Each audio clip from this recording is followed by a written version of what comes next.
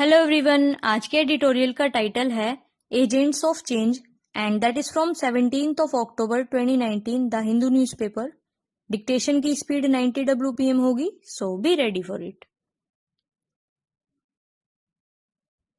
If the evidence is clear and present, then not acting on it would be a chilling demonstration of inability and inefficiency and the lack of will to bring about change. There should be no doubt that educating our women serves a larger ameliorative purpose. The recently released Health Ministry survey that showed a direct correlation between the nutritional status of children and their mother's education is a further stroke for the case of women's education. The comprehensive National Nutritional Survey, which studied 1.2 lakh children between 2016-18, measured diet diversity, meal frequency, and minimum acceptable diet as the three core indicators of nutritional deficiency among infants and young children.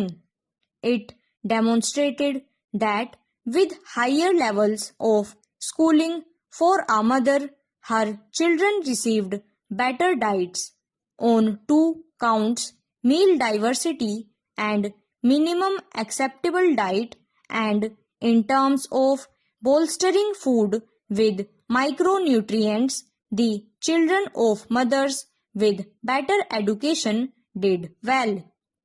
The data is revelatory. Only 11.4% of children of mothers with no schooling received adequately diverse meals, while 31.8% whose mothers finished class 12 received diverse meals, while 9.6% of children whose mothers had finished schooling got minimum acceptable diets.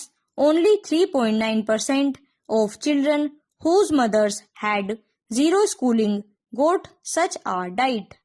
Development economists have long studied the role that education of girls plays in enabling them to emerge as agents of change.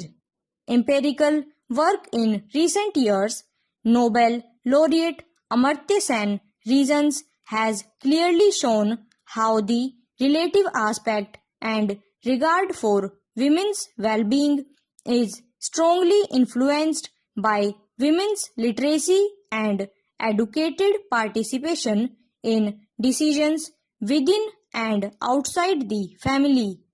In the late 1990s, Tamil Nadu, along with the Danish International Development Agency, launched a mass rural literacy project in Dharampuri, then considered backward riding largely on local leaders, most of them women.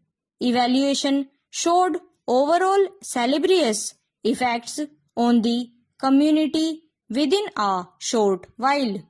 Implemented largely through the employ of the local arts, one measure of success as recorded then was an increased outpatient attendance in primary health centers. There is a body of compelling evidence for the government to focus on improving female literacy. In Census 2011, the female literacy rate was 65.46%, much lower than for males at 82.14%. States such as Kerala, with a high literacy rate, also sit at the top of the table on development indicators.